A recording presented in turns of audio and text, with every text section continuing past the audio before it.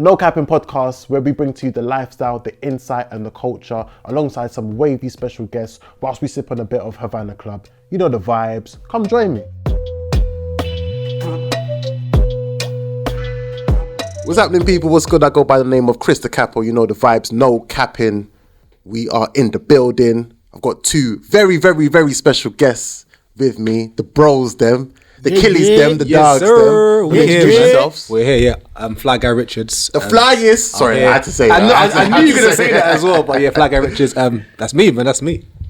Yeah, big screw up, aka Scully. Hey, come on. Yeah. Very happy to be here. No Cappin. Word, man. Oh, first and foremost, thank you to everyone that's been supporting, man. And it was only right that I bought fashion, the finest in the fashion world, also, in my opinion, one of the finest in the music world to speak about. This guy got you. Come on, hey, that's not to couple invoice. Invoice just rose a little. Come on, had a couple zeros. Come on, we wanted to discuss about the creative industry because there's two different fields and two different parts of it. Again, Scully, I don't even want to just limit you just to music. It's like now you ventured off into sports, and then with yourself, FlyGuy, it was like, as well as just fashion, I would say is just also the battle rap side of course, things. 100%. That's my niche right there. Yep, so. that on the roof, you're done now. That. But aside from that as well, it seems like as if it's just more the lifestyle, more like of a lifestyle representation, if that makes sense. First and foremost, like, explain like to the people them like who you guys are, what you do, and just briefly like something along those lines. Cool, yeah. So I'm FlyGuy Richards. I do styling, so I style quite a few celebrities sometimes here and there. So I'm stylist for Mo Gilligan. I've styled Dr. Cosmic. I've styled K-Trap as well. And so far I'm still kind of trying to branch out, to be fair. So any celebrities that need, hit me up. I also do a battle rap podcast with Chris himself, and that's like one of our biggest things. That we just love battle rap, even if it's not daily. It's like, what is there weekly, just watching interviews. So that's kind of my field and what I do on both aspects. So yeah, man, that's me. Yeah, I'm Scully. I work in music. I guess I pattern. Like, I'm a consultant for a major label. I work in radio. I produce and present radio. I present. So I got like a music podcast. No, I've got a sports podcast. Sorry, I got music radio shows. You probably most likely know me from hosting 10v10. Jeez. But I've been doing radio for like 8-9 years now. So man's here, branching over to do more YouTube and stuff like that. And yeah, I just pattern, man. I just do stuff that I think is fun. I might write an article, might do a podcast, I don't know, you never know. You might see me directing a film. Jeez. You never know. It's a talk, baby. You never know, man. You never know. We just got to get it. Facts. What we always like to do before we do kick anything off is that we've got to have the celebration shot, man. You feel me? So this is looking like it's a double or a triple or... I'm not going to lie. I haven't even... listen, if I start talking madness, listen, it's no capping. It's no capping. Shout out the good people at Havana Club every single time. Jeez. Yeah. You get that out, B. Listen, if I pass our mid-episode, I'm sorry, guys. They got us still. They got us. Shout out to Scully for the infamous line. I won't lie, I'm waved. Hey, infamous me, man. Hey, that might be loaded today.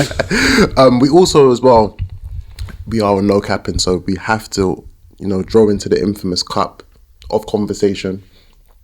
Just pick like a random topic that's discussed. Yeah. FlyGuy. Yeah, man. Let's see what we're discussing today. It's gonna be something peak. Have you ever cheated? No, I'm joking. Alright, okay. Chill with that. Okay. Black men don't cheat. Creatives glamorize the struggle too much. Say that again? Creatives glamorize the struggle too much. Ooh.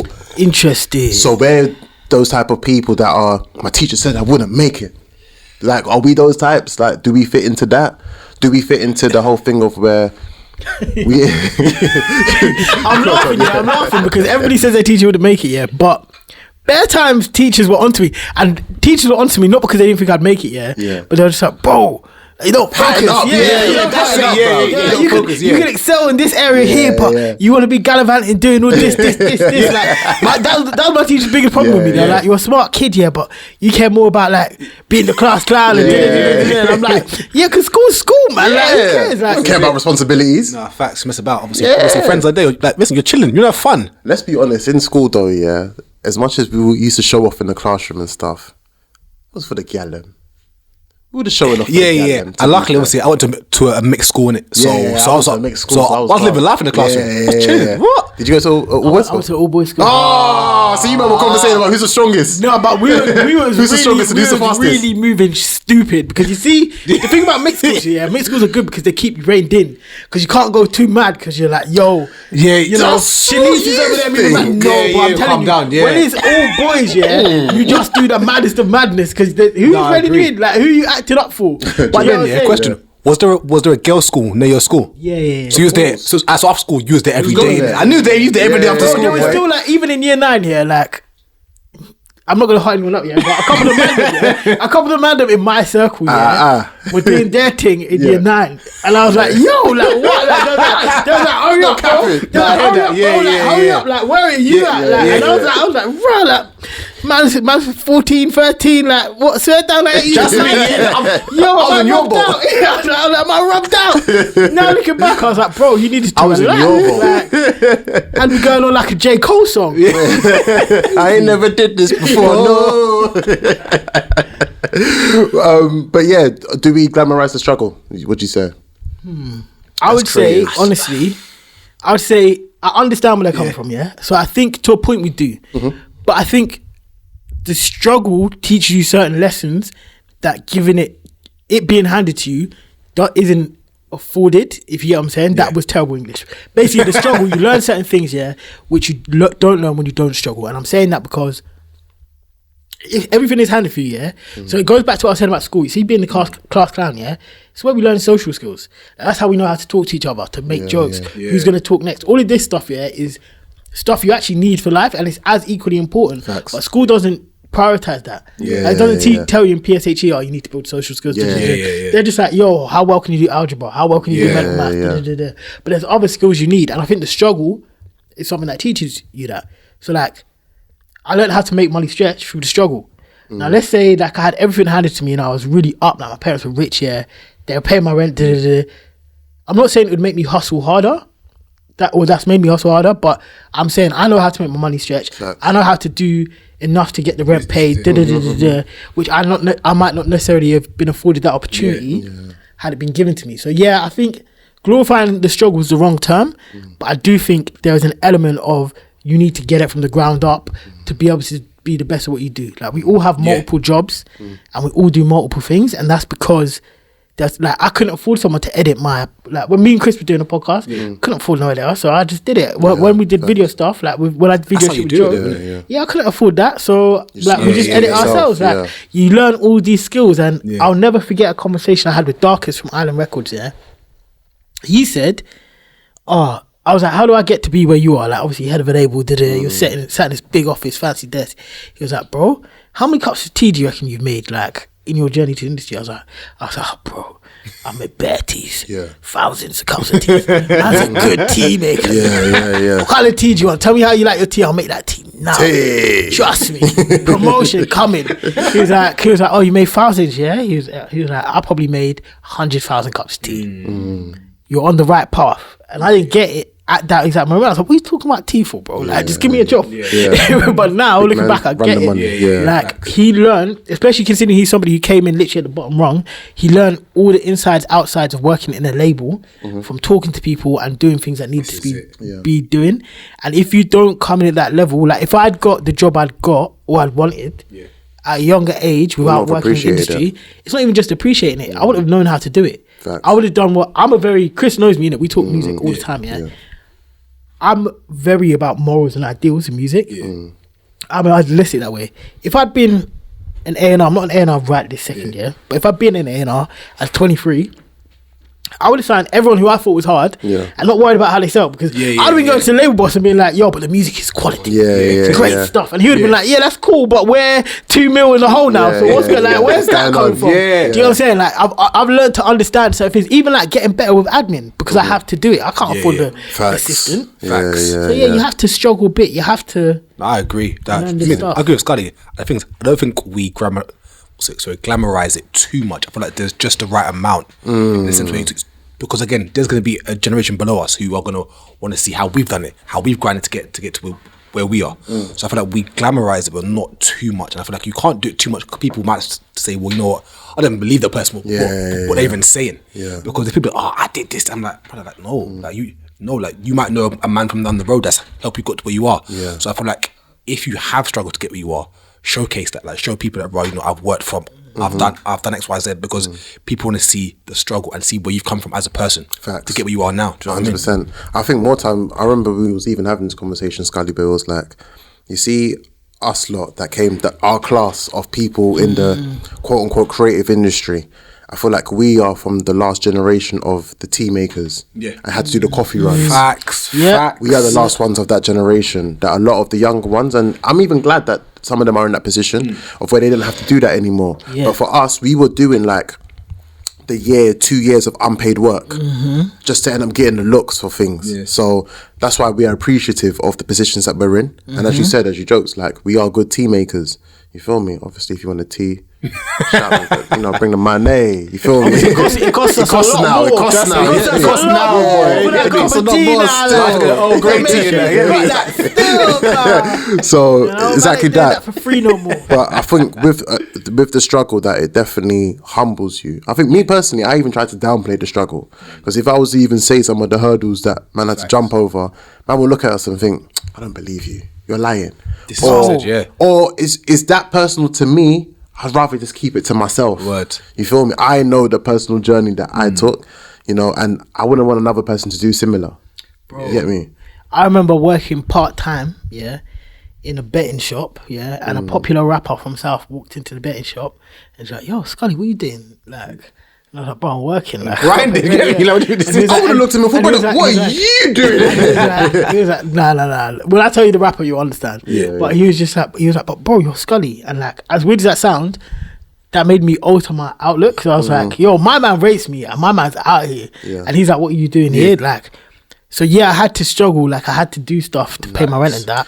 But like, it also helps you deliberate and be where you're going. And like you're saying, what you brought up something quite funny about, like, you can't lie on the struggle, because our parents can do that. Like we were talking about our parents before, our parents can do that, because I've never like been brought up and done school in Uganda and that. So my mum and dad talk about like 10 miles. I walked 10 miles to school. I had to pick up 8 litres of water. I'll carry two and walk around like this, like I'm Hulk Hogan. And I'm like, listen, I think you're Cappin, but I can't say that because I ain't lived the life, innit? Like, but like, there's social media now. I can't say that to my child. I was 27. I was on the streets. They'll be like, Dad, I've got you on Facebook. You're the big things, Dad. In this party on this day, turning up, jumping up and down to Travis Scott. You're Cappin. You was Cappin. Facts. Nah, the struggle still exists because we don't show that. Going back to what you said about you downplay the struggle. That's why I try and be honest. So even in that interviews and podcasts like this and stuff like that, because like people see the way I'm living now, and they're like, oh, life is good for you, it's sweet. It's like less than 3 years ago, man was homeless. Like, man was actually like, I stayed on my cousin's floor. My cousin was like, oh, do you want a mattress? And you can put it out in the living room and Like, I stayed on my cousin's floor. Like, like I said, I worked part-time at a betting shop. Like, there's bare stuff man was doing. Man. And I was like, in the time, like, cool, it was life. I was just like, we're lit. Because you trust the process. Bed. You're trusting the process. I got bed, like, I got food, like, don't worry about it. Got bed, man, got central heating, man, got his own spot. I was like, my cousin's cool. Like, loudy. What's setting on Sky on a Friday. But looking back, I'm like, bro, you was actually homeless. Like, your cousin was picking you up. That's why I say that. I feel like success kind of has no, what's the word, like, expiration date. Like, it doesn't, because again, you said that 3 years ago you was there. Yeah. Now you're here. Yeah, like, so, bro, like, I think it's a kind of a thing where don't give up, because you could be in the worst places, and then, bro, years or 6 months later, you're here now. I'll give you guys a funny story. I remember a funny story of part of the struggle. I remember this was 2015, and I just graduated like that September of 2014. I've come back to ends, had a job, but then I ended up getting fired. And then after, I was like, bruv, I really want to pursue this radio thing. Yeah. You get me? And then I worked for 2 weeks at a Fitness First as a receptionist, and I hated it. It was that deep. They didn't even have chairs. That was in reception. Man was standing up for 8 hours. And you know how weird it was? They'll make you wear a polo t-shirt, trousers, and shoes. And I was just like, one, I feel like as if I look like Carlton from the Fresh Prince. Like, this is mad. And in my head, I'm thinking, I don't want to do this, or I don't want to be that person that didn't utilize their degree. And I'm proper adamant, thinking, I need to get into this radio thing. I need to get into this music thing. And then Jamal Edwards came there, and shout out Jamal, like, not to even slander him. Big up Jamal. Yeah, massive thing. But the way he treated man made me feel so down and low of myself as a receptionist. Yeah, so he came there, but man proper talked down to man, like, yeah, you're little man or whatever, you feel me? Did he recognise you? No, he didn't recognise me on anything. Okay. But it's just the way that, like, and at this time, SB was popping, like, was doing his thing. So in my head, I'm thinking, raw. I said, fuck this, yeah. I'm getting back at this guy, bro. Because you felt like he should have recognised you. No, not even as he should have recognised me, but it's just the way he talked so down to me. I'm thinking, you're in a position that I aspire to be. You're in a creative field that I aspire to be in. And you get me? And you've talked so low to man. I need to make sure people like me and myself are in that position, and we will never treat other people like that. You feel me? And from there, it's like, I just found a mad motivation. From that, I think the next day, I just told him I quit. And I walked to One Extra. I went to One Extra and I told them, like, listen, this is do or die right now. Like, I need, if you got any voluntary work or anything. So, like, a few months after that, then I ended up getting the part-time job there. And then, moving forward, obviously, thank God, man, is here where I am. But if it wasn't for Jamal treating man like shit, so shout out Jamal for the inspiration. Big up my man who caught me in the betting shop. Yeah, he probably don't remember this. My experience was positive. Yeah, but it was Sleeks from Section. Oh man, shout out him, boy. Shout out him, man. So, like, obviously, man walked into the shop in Fulton Heath, and he was like, "Yo, Scully," and I was just like, "Yeah." Why are you here? Yeah. So it was shout out the man and me bang accumulators still. But you got like that got me right. I needed that. Like, mine was almost inverse of Chris's, isn't it? It was like, yo, man, I rated my thing. Like, even that time I was doing free stuff, cheat stuff. Like, I was like, we did the pilot for UMTV Raps them times, Yes, I remember. And like, man was doing that. Like, obviously, a couple man from Ends were like, Crept and Colan were on it. So I saw them, and like, freaking Michael Dapper was on it. And like, them I'm like, yo, yeah, it's gotta keep doing your thing. And I'm thinking, you man don't know I'm gonna go home, and like, wake up tomorrow and do a shift at the betting shop. This is it. And then like, be searching for jobs, and like that kept me spurred on, because when people of a certain caliber rate you, and they're here, and you want to get there or further, like, and that's even an understatement, because like, no disrespect for anyone we've mentioned so far, but I want to take it so far. I want to take it further than Jay-Z. Like, that's what's going on in my head. So even I'm grateful. It's great to come from nothing, because you're grateful for where you are today. I'm very grateful of how I'm living right now, and but like, people's like, you ready to rest? I'm like, no. I was gonna say that as well. I was gonna say that to you. Bare people go A to B, and I'm like, I'm going A to Z. Like, this is we're still on C, maybe. I said that earlier. Early. I said earlier, like, don't twist it, like, us three, like, we're still grinding, like, still. I was like, we're not where we want to be. It's like, so we're part of the way still there. in Lewisham, bruv. We're here to kind of, we're here to kind of still inspire each other, but everyone else, listen, we're trying to get to, as you say, the Z at the end. Like, we're trying to get to the end goal, bruv. So staying with family is long after a certain part. You know what I'm saying? And like, on top of that, I proper took the chance on myself. Like, I dropped out of uni. Like, I remember I was going to uni. I was going to uni, bro. I was going to uni, and I was in second year, and like, my first job, I got an internship at Vice, And then from Vice, they told me to go represent radio. Yeah. So that man was in the industry I wanted to be in from 18. So I was like looking at it, and I remember I went into uni and we were doing a magazine journalism module. I did journalism, and we were doing broadcast journalism module with radio. And I remember I had to show my lecturer how to do something specific with audition. Yeah.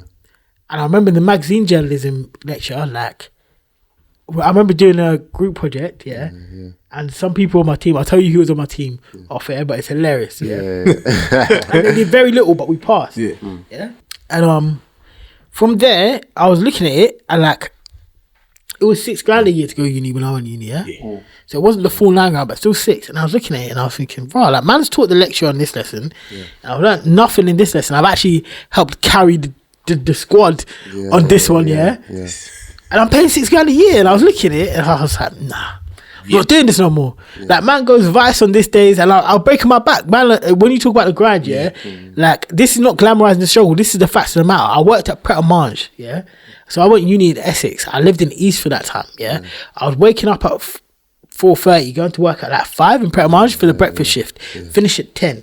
When you finish at 10, I would go to Vice from 10 to about 2. Work some like magazine stuff there. Then I go uni. I go uni, bro, and then I work on my uni stuff. All of this stuff, Crazy. And like uni were like, you're not in every lesson because I would miss the mornings because obviously I'm working, and like Vice were like, oh, you seem tired when you get here. Like everything was stretching me too far. But like, so I was like, okay, first of all, uni could be the one that goes because I'm actually it's the one I'm learning the least at. Like I'm learning how to move in these rooms. I'm learning how to move in these rooms while I'm at Vice. Like I'm learning how to speak to this person and how to go further in this area. So that had to go. And Pret's not going because Pret is.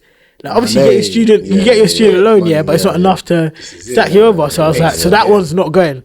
So logically, the first thing in my head was like, cool, you're dropping out of uni. And I didn't tell my mum for a year. Like, man just dropped out of uni. And mum was like, yeah, how's uni going? I was like, it's calm. Like, how was yours like when you It's mad. So I honestly, when I went to uni, I didn't know what I wanted to do. I was like, you know what, mum saying go uni, I'll go to make her proud, but like I didn't know what I wanted. So I was like, you know what? I like events. Like, let me do events, innit? So for the first year, I'll be real, I just winged it.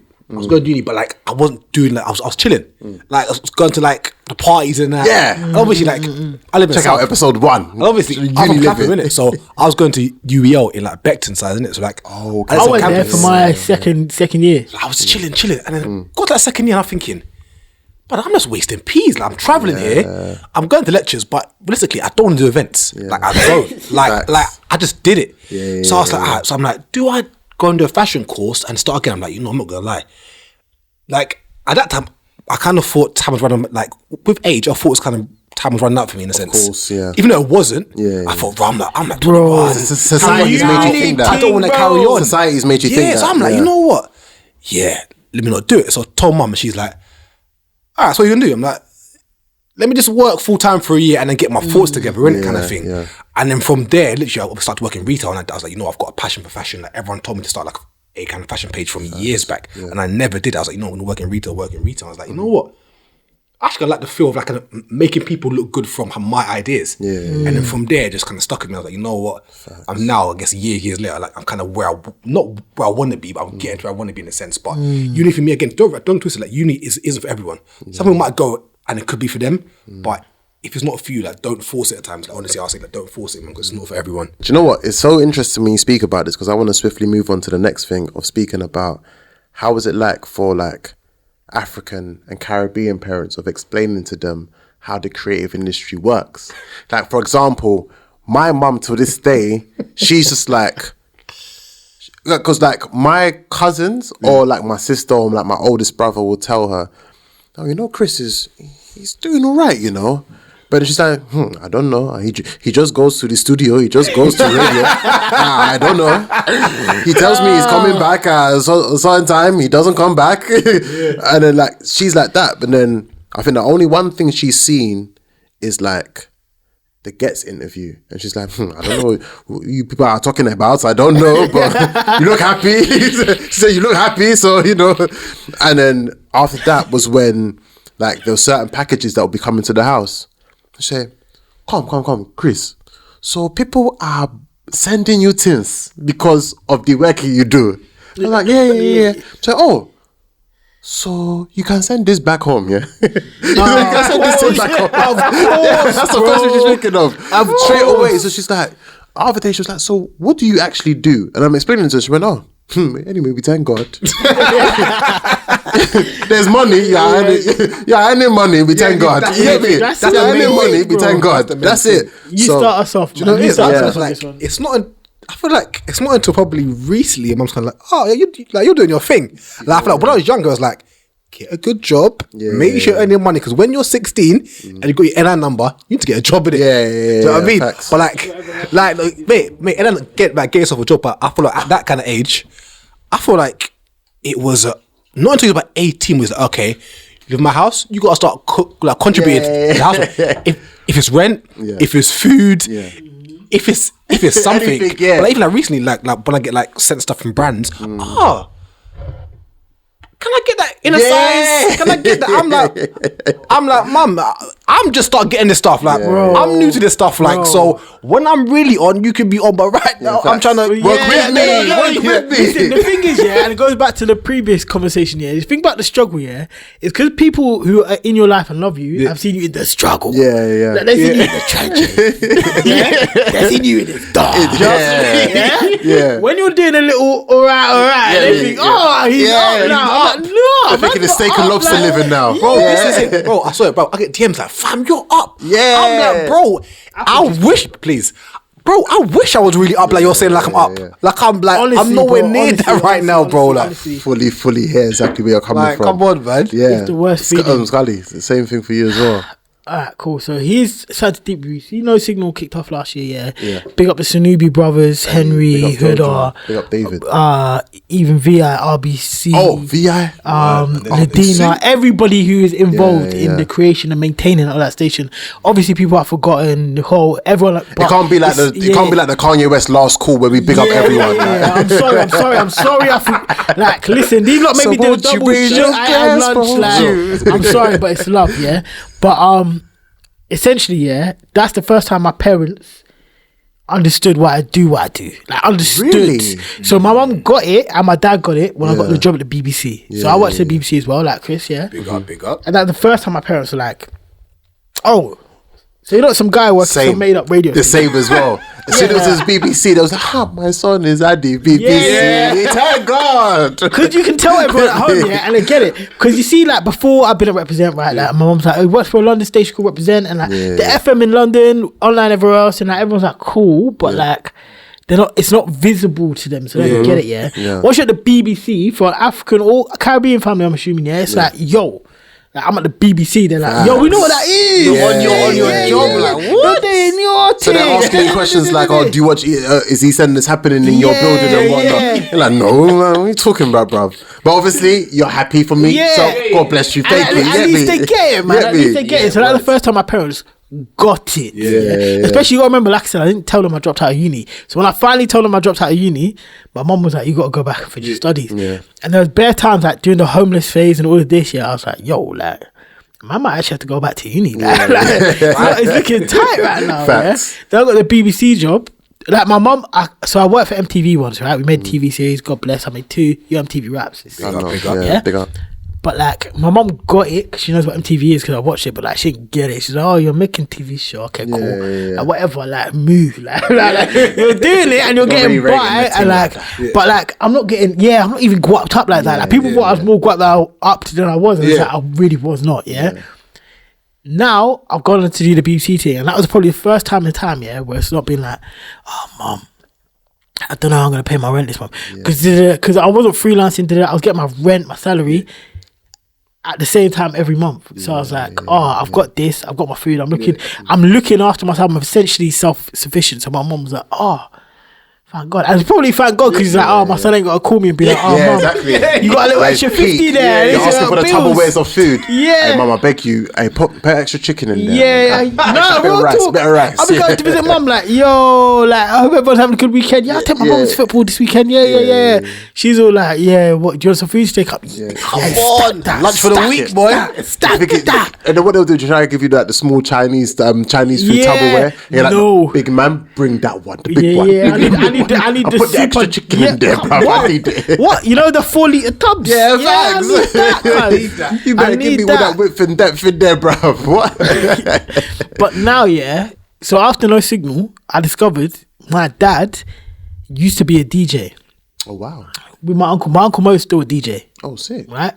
So it's funny because the Sunubi brothers, obviously, they work in music and they throw parties, yeah? My parents met a party my dad threw. And my dad used to DJ and my uncle used That's to DJ. Not that the Sunubis threw, yeah, that my dad and his brother threw. Oh, crazy. That's DJs. mad. That's how my parents met. Cool. But I never knew this. So I went back to my mum's over the pandemic, yeah?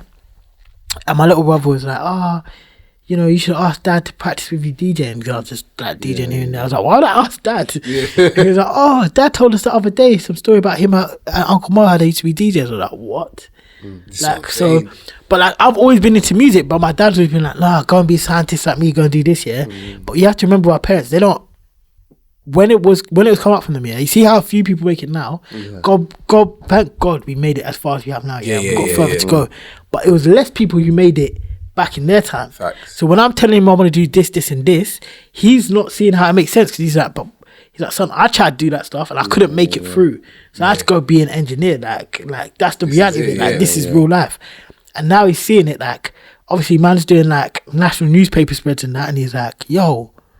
Like you're really out here, like you're making a way for yourself. I don't know if you can do it for your forever, but like you're doing it now. Yeah, like you're taking it further than I did, so that's sick enough as it is. Now, my parents don't necessarily understand everything I do, but what I do today is like I didn't even give you lot the full explanation. It's difficult to explain as a whole. That's how it is within the creative industry. I feel like as if you kind of create your own titles and things like that. Fly, I specifically want to ask you this question. Within the fashion world, of how things work, do you guys care about? Obviously, within the creative industry, cancel culture and the rise of it is a prominent thing. In the fashion world, do you guys really care about allegations to certain people when working or sponsoring them or things along those lines? I guess I can't speak for everyone, but me personally, I think I'm probably, do you know what I mean? I feel like they do as well. And I think because, especially in our culture, there's not a lot of, I guess, male stylists that are probably well known in a sense. So, but I feel like it is still a bigger thing. And I think as long as those kind of things keep to arise, I think it will be not an issue in a sense, but people will start to say, okay, I'm not going to do certain things because my man's on X, Y, Z. And I feel like that is still a big thing, I guess, within the fashion industry, especially in our culture at the moment, I'd say. Have you found yourself in that world of where you said, like, I want to take myself away from working with this brand or this person specifically that might have approached you? Not yet, if I'm honest with you, and hopefully it doesn't even happen to me, to be fair. But I feel like at the moment, not really. I guess because in a sense, I'm still trying to find my feet in a sense. So, at the moment, no. So, and I guess that is a good thing. I haven't been kind of put in that predicament where I'm like, well, I don't want to work with X, Y, Z because they're being known for whatever it is. So I think in that sense, no. But if I ever get into it, I guess I have to see once we get to it in a sense. What's the favoritism that works within the fashion world? Because like, for instance, with one thing that we know with like the music world, it intertwines with other types of worlds. So say, for example, whether it may be, I don't know, gaming, or whether it may be, I don't know, TV or anything like that. Fashion kind of just stays in its own specific place where it's just like, it's just that world and that world only. Do you feel like that's a good thing or a bad thing? And is there ways that it kind of that can or does intervene in other people's worlds? I think it could definitely intervene in more worlds, and things obviously like fashion and music go hand in hand for me. Like fashion and music go hand in hand, and I think it's such a good thing that I've seen a lot more stylists within the I guess in our world of music, the rappers, the R&B singers. I think it's such a massive thing, but I feel like fashion can definitely branch into gaming, battle rap, for example, music, radio. I've heard a lot of things where it can definitely, you can put both things hand in hand, but I feel like it's where we need more of those. Because again, there's a few stylists, but there's not enough, I feel like, where people need to kind of less men as well. Men especially. And again, I've only been doing this like 2 to 3 years, so I'm still kind of new to it. But I feel like once you got your foot in the door, keep going. But people kind of feel like when they're reaching out to artists, for example, they feel like kind of embarrassed. Mate, you see me? Mate, I will DM artists day and day because it's about trying to get into the door. And again, I think it's hard to get into the music industry because a lot of rappers and singers feel like they don't need a stylist. Yeah. And I feel like they're probably more so a kind of, I know how to dress, I don't need a stylist, which is fine. Yeah. But I feel like sometimes, mate, just bite your pride and say, look, do you know what? This time I ain't got time to find that outfit. I want to bring up SJR Styles. I know Alizé does styling, so quite a few people do styling. So I feel like don't be afraid to say I need this, or this, because I feel like people kind of sometimes have too much pride. Yeah, and I feel like you need to kind of say, you know what, I need the help with that. I think that's what it is with rappers, but I think because rap is getting bigger than ever, you're gonna reach a new platform. Because it's like, for example, with me, when I like a couple of years ago, if you asked me if I want a manager or an assistant, one or the other, I'm like, no, for dead. What? Yeah. Can do that with myself. Now the way my life is, I'm it's like, needed. yo, It's needed. like, yo, I need that. And it's like, styling is another element of that. Like, obviously you have to pay for all these things, but it's like anything that makes your job easier, like day to day, is only going to be beneficial for you. So I think even what you brought up about the fact that like radio presenters aren't usually looking for stylists, aren't looking for stylists, because we reach a certain ceiling. Yeah. So we think we're not going over here, we're not making more than this, so we don't need to bring these people in. But now it's like we're seeing that there's money in this thing. It's like, oh, okay, like I can call my man and Whereas like rappers and ballers are probably going to be the first point of call because they're the ones who make the most money, right?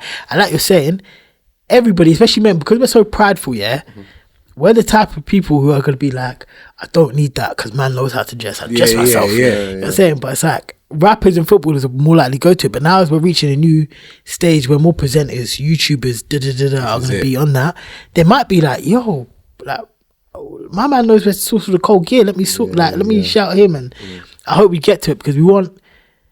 It's weird. This is a horrible thing to say, but the world is too shallow, and we know that. We know the world is shallow, And I deeped it, when I post work that I've done, like work, I'm talking legit work, couple likes, couple retweets, couple things on Insta. Nice, Be like a few people. If I post a funny caption and drip, like me just wearing something fresh and that, 500 minimum. Swear down, man. Like sometimes 4 figures like. Sometimes 4 figures like.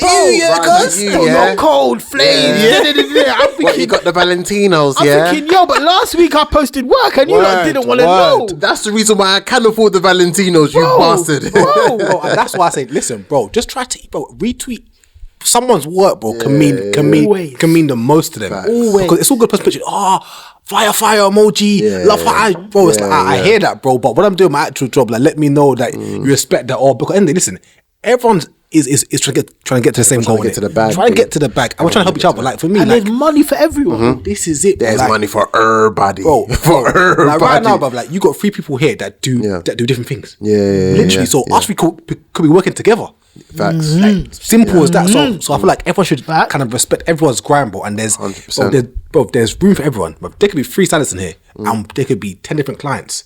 Facts. You take some, I'll take some. You take some. You're and that's simple as that. Yeah. Some people see it as that. It's competition. Always a competition. But the competition thing, and I'm saying this now because it's no capping podcast once again. This is why you're my guy. Come on. Everyone wants you to think you're in competition, so you undercut my man's price. Let's say I'm a stylist and you're a stylist and you're charging X amount, I'm going to charge Y amount because I'm like, I need to get this job over him, so no, I'm good. That's why the competition thing exists. I'm telling you, if you just chill out, be selective with what you work with and say, this is my price. People are going to come to you regardless. It doesn't matter. It doesn't matter. If we're all stylists or we're all presenters here, it doesn't matter what you charge, you charge or I charge, because you've all got our own room and all own things that we're going to be better at. We can recommend each other as well. And the things we fit. Exactly. So I might go to present this thing, and it might not fit me, but I'll be like, but I know Chris. Let's say Chris is a stylist, he might get asked to style something. It might not fit Chris, but he might be like, but my guy can do this a little bit better than him. And it's like the money is there, but in our head we're like, nah, I need all the bags. The money's not there. They try to convince you the money's not there. I'm telling you right now, I've seen the Matrix. It's mad because you know what's crazy is like before we do move on to the next topic is that me and Scully have had conversations where one, we've recommended each other for things, but secondly, where we've discussed bags. But I've asked Scully, such and such has asked this year, how much do you think I should say? Say this, or vice versa. Was Scully would say, I'm planning to do this. What do you think? Like, do you think I should do this and whatnot? That's exactly how it is because we just see it as one win for the man is a win in general. A win, bro. It's a win for That's all of us in legit, general. Because this is the thing, yeah. Your friends are your ecosystem. Yeah, 100%. facts. They're your ecosystem. So if I'm getting X amount and I know the pattern, if I share it with the man them, Yeah. now you've seen the matrix and you're like, alright, cool. I can get this. Exactly this. that. So imagine You get Chris some doesn't fun, know how much, and I've been in that position as well. I don't know how much to ask from someone Yeah. for something, yeah. That's me at the So start. I Me I slapping it, lowball I don't myself. know. I lowball myself, but I'm looking at jobs like what I charged then compared to what I get now. Do you know how fuming I am? When you I'm send like, the you're a invoice and they say, dickhead. "Is that it?" Yeah. They say, "Is that it?" Happened to And me, you're bro. Like literally, like when I started styling Mo, he was like, Yeah. "Listen, bro, I'm doing the latest show. Like they're gonna call you, tell you your price." So I'm like, "Bro, I'm like, bro, obviously, bro, it's my first show. Like, what's my price?" He's like, "Bro, say what you want." I'm like, obviously, I gave like a little low price, but I'm thinking, I could have said anything. Should have told them, Bro, you can could've said always anything always like highball. 25 You know what I mean? bags for one episode. Because the worst thing that happen when you highball, yeah, is be like, we ain't got 25 bags, but this is our budget. This is what I'm saying, And bro. now you know the Facts. truth. This of is what it. I'm saying, Facts. man. So And, exactly and that. you be like, yeah, do you know what? I usually do this, yeah, but I'll do it for this. I'll And do it for now the- you've done a good job, yeah. They're gonna go to the people they work with and be like, So you know yo, what? Bring that we work- budget up. We work FlyGuy Richards. Yeah, right? This is how much he usually charges. He came down on a price for us, but he's sick. Yeah. So We're now gonna this get is recommended coming for in. other Yeah, people. like, 100%. bro, that's really the truth of it. Like, is that like people don't know what they should be getting. Even me, yeah. Like I say, yeah, I'll be honest. I'm gonna look direct to the camera for this one. Yeah, I used to charge £50 for certain jobs. Yeah, £50, bro. A pinky. A pinky. You know, a pinky couldn't even. Oh, Bro, a But you know, pinky. though, like I feel like, I think but we've all done it. in that sense as well, I feel like I've done some especially if £30 there's no jobs. one Let me like, not cap. bro, Let me not cap. if I've done you've got the £30 elders as jobs. well, yeah, telling you, right, Yeah. get this, but you know what, I need that, so let me just take it, innit? Bro, my olders have like trade jobs or they're on road. Yeah. Like they don't know. Like they don't not know what I'm asking industry, for. Like they don't know what I'm asking for. And it's like you need to know to do better. So it's like when I've met people, I'm like, how much do you charge for this? Da, da, da. I'm Add like, an extra zero on ah, there. cool. Or even making friends with artists, yeah, and artists telling how much they're getting paid for this much, yeah. And it's like you're doing the same thing, bro. You should be getting this. And I'm like, oh, Russ, we're down. Like I want to shout out a couple artists, you know. You know what, I'll do it for this. But shout out Zoo. Zoo's always been very helpful. Big up Zoo, man. Zoo's been Big very up helpful, Zoo, man. yeah, Like, he's yeah. been like, yo, I got this much, so you can go for this. Like, you can go for that. You can da. Shouts out to flipping Hardy. Hardy's always a big help. Like, there's way more artists who've helped me with that stuff. I'm sorry if I've forgotten you, but it's love to everyone. Anyone, like I said, even Chris, yeah, like when people just like, you can get this, you can do this, da. It helps so much because we don't know. I don't know if it's a black community thing, yeah, but we hate talking about money. We do, course. so We hate much. talking about money. It's just like, of oh course. yeah, I'm doing all right. These times you're struggling. Struggling. Yeah, You may be I'm coming there doing with a right. drip, but really and truly you're thinking, I've got to take the bus home, I've got to walk here, and even thank God that green light has pops up on when I touch my Oyster card in there. Bro. Listen, we're talking the it's true, struggle it's be. true, man. But you know what? One thing that I did want to cross on quickly, yeah. When you do speak about the creative industry, you do speak about sometimes favoritism, and like with yourself, Scully, we saw the rapid rise of No Signal. Yeah. Do you feel like somewhere like, not just saying just No Signal, but within the creative industry as well, it's like they benefit off of nepotism? I'd say Don't favoritism exists. Don't give a PC answer. This is no cap. No, no PC answer. I say favoritism exists in the creative industry, yeah. But favoritism based off consistent results and see what we've done. So going back to styling that, yeah. Now you've worked with Channel 4 with Mo, yeah. You think if they don't have another show with that is predominantly black, yeah, and you're a stylist, and maybe they don't have one, you're not going to be the first person that comes to mind because it's like, yo, we've seen him do it. Yo, we've worked with him, like he's done it, like, and it's the same with presenting. Yeah, it's like people, if they see you do something and they've been seeing you do it, they're eventually going to get there. All you need is for people to see it. Like people didn't know I've been doing radio for years until they tuned into No Signal. So for like you're seeing what's happened with No Signal. Yeah. And what I'm doing now, and you're like, oh, it's coming. Man's been doing it. Facts. And the same thing like I can say for Chris, yeah. But like, if you don't know us, and you know us at the last year iteration, you're thinking, right, how did my man reach here? Fact. You know what I'm saying? But the favoritism thing, I think it's a double-edged sword, in it. It's honestly a double-edged sword. So some people work with you because they see that you're popping, and you might not be the best placed person to do this or that. And I try and turn down certain things. So I'm like, I might not be the best person for that. But companies will look at who's popping and just be like, well, it goes back to, and obviously this is partially women's business, but it's also black people's business, You see Leanne from Little Mix doing the colorism show, and it's like, yo, like, cool, big up Leanne, big up Little Mix. They got a couple of tunes I like, shouts out to Touch, the rhythm's cold. However, she's probably not the best placed person to do a colorism documentary. You could have found someone. You guys know June Sarpong. You've hired her to be your head of diversity. Like, everybody knows who June Sarpong is because she taught us when we were little. Like, Channel 4 like, early, boy. She's dark skinned woman. Like, she could be the person who does this documentary, but you've gone to go with a light skinned woman to talk about colorism. Does that make sense? That's where favoritism doesn't work. In terms of nepotism, I think nepotism is always going to be a byproduct of the game. Because like I'm saying, if I've worked at someone, and I've worked at this label, if I'm working at that label, and they need something in future, they're going to be like, oh, we've worked with my man, we know he's good, like, let's go get him. And that's why we need more black people in higher positions, because obviously we get hired at a lower rate than white people because of systematic racism, all of this stuff that we discuss on a regular basis. So the higher you reach, if Chris gets to a certain position, if you get to a certain position, I get to a certain position. Let's say my youngest brother, he's 10 now. Let's say he wants to be a stylist. In 15 years, I can call you. Like, my little brother, he wants to be a stylist. Can you take him under your wing? Let's say, he wants to work in A&R management. I'm calling you, bro, and I'm being like, yo, my younger brother, he wants to do this, he wants to do that. Like, yo, like, can you like bring him in, like, put him under your wing? Like, him, nepotism is important. I think favoritism works and is important, but it's like, make sure you're picking the best person for the job. Like, always make sure you're picking the best person for the job. That's the issue, though, because again, and not to just signal to just go into no signal, but like to many other mainstream platforms and places where they would end up going for someone that is the favourable person because they're the most known, or because it's a friend of theirs that may attracting the most numbers.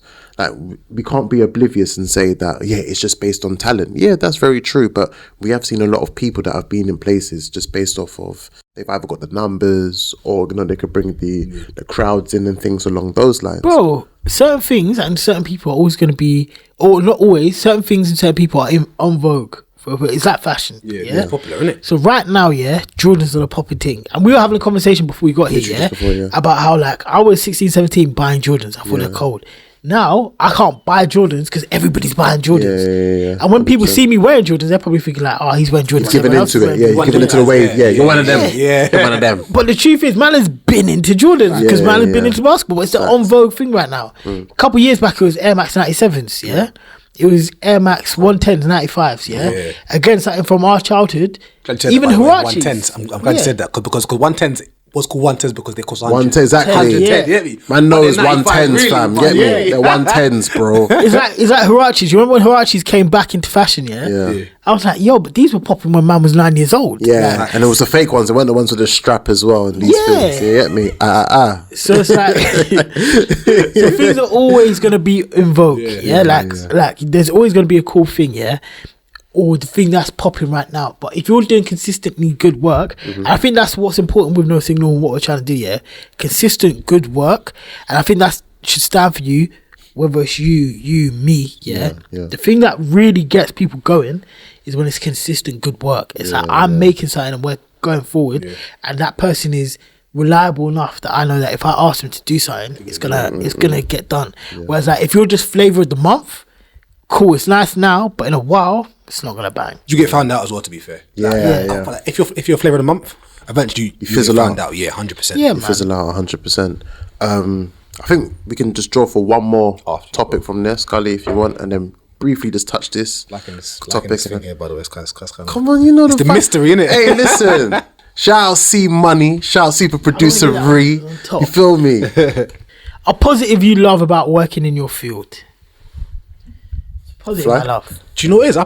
Being me. Like, I don't feel like I have to change myself in my field. I feel like, especially in the fashion, like, that's how I dress. I feel like that's how I like to kind of express myself. And I feel like in my industry as well, it's all about you. Of course you have to know your client, their do's, their don't, what colours they do like to wear, what colours they don't, what they wouldn't wear, what they do want to wear. But I feel like my field especially, it's like, you can be. It's fun. Yeah, like you go there, you dress them. They're in their shoot. You're kind of chilling with the music on the side, watching them do their thing. But I feel like you need to kind of be yourself.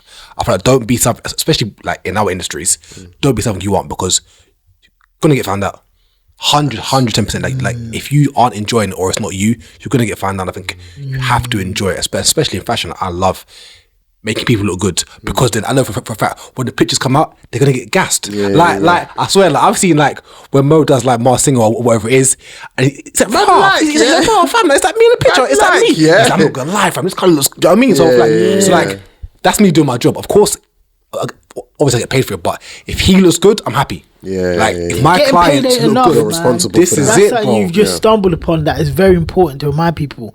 Getting paid ain't enough. It's not, bro. Like there's jobs I've done, where I get paid and I'm like, I get paid, but I leave feeling empty. You have to like what you do and you have to be fulfilled by what you do for it to like, unless you have the ultimate work-life balance. So it's like, I'll get paid this much here and maybe I hate the job, but when I leave, man's doing private yacht. Cool, like, I hear you, but like the reality is most of us don't have that. So getting paid ain't enough. Like you need to love what you're doing. 100%, man. Scully, what would you say are like some of the positives on your end though? I've got little brothers and it always relates to them, innit? Because I haven't got kids yet. I was going to say thank God, but shout out to everyone who has kids. no, but like shout out to everyone who has kids, but I haven't found somebody who I want to be mamas, the mother of my child, and my wife, innit? Shout out Scotty Beam. You're funny. You are funny. Hey, whoever played Monica Rambeau in One Division, exactly. Shoot your shot, bro. This is shoot your shot 2021, bro. What? But positives about my job. I like it. Do you know what? It sounds so stupid, but as somebody who's creative, I like it helping creatives create. So when an artist makes a project and I help it get heard, that's a great feeling for me, especially like because I told you I believe in good music and like the quality of music. So if I hear something I think is sick and then I'm helping it get heard and the artist and me are talking, we're developing it in so many levels and I can be involved in so many of the process, from like the writing and recording to like the pitching to like it being out and like the campaign, all that. I can be involved in any process, but the point that where it gets heard, maybe even just me playing it on radio or on a podcast, is enough for me because I'm just like like people have heard this tune. No, it's not even that I made it happen. It's like I thought this tune is sick and I wanted more people to hear it. Now more people have heard it and that's made the creator happy. Now we're both happy. Like everyone's happy and even the people who've heard the tune are happy because it's just like, yo, this art is here and it exists and we like it. Like that's probably one of the perks of my jobs. I mean, there's other simpler ones I could have said: free festival tickets, a couple free shoes and that, free crap, couple free crafts and that. But I think the main thing is actually making the creatives happy and letting them know that your hard work was worth it. That's why like any place or wherever I go to, I always try to show respect towards everyone and the pleases and thank yous. You feel me? It could even be a thing of like you've given a cup, but I'll be like, yo, thank you, like I proper appreciate it. You feel me? Because very you've helped my day be less of a stress and a headache and you've done that, so thank you. So I would say that 100%. Even just even going down to what you're saying about like as creatives wholly, it's just when your ideas are alive. Yes. Like I can have an idea for a show or content or and when it like lives, and I used to be very precious. I think one thing that held me back when I was younger is I was very perfectionist. So it's like this looks like this in my head. You know what I was saying? I was saying I want to take it further than Jay-Z. So I'm making stuff and it's not Jay-Z level. And I'm like, that's never coming out. Poor stuff. Because Jay-Z would have put that out. He's got sometimes perfection leads to stagnation. Bro, 100%, because I was just like never put it out. Do you know how many interviews I've done with like bro, American rappers and stuff, never put it out. I'm just like, it don't look like this thing. Now I'm past that. Now I'm past that. I'm just like, yo, I had an idea, I did the idea, put it out. And now the idea lives. And that's enough, bro. That's enough. Keep grinding. Just seeing an idea come to life is 100%. So sick. 100%. I think we can round up, man. Another episode, episode of No Cappin. No Cappin. Thank you guys for coming down, man. Love. That's and giving the unfiltered family, rawness. Come on, man. Another episode of No Cappin. Make sure you catch it on YouTube, SoundCloud, Spotify, Apple Podcasts. tell a mum, tell your friend, tell your auntie, tell your brother, tell your girlfriend, person you're in, in an entanglement with. Trust me. Tell them as well. You feel me? And remember, no cat. Done that. Bow.